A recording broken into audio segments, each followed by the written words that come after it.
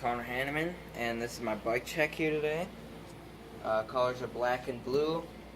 And yeah, so to start off, I got the Colt Vans black grips. I really like them. They were really sticky at first, but once you ride them a little bit, they're fine. Really comfortable. Odyssey black bar ends. Bought them off Danscom for like $5. They're really nice. Then I got the Odyssey double space Aaron Ross 8.65 bars. I spray painted on blue.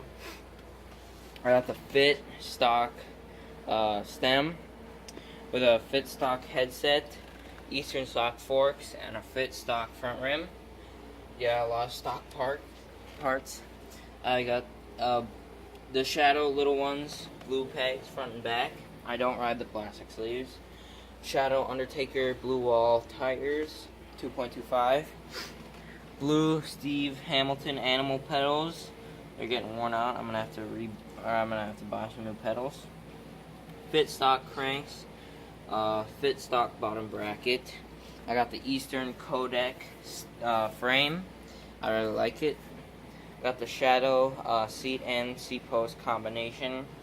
I'm gonna be switching to Pivotal.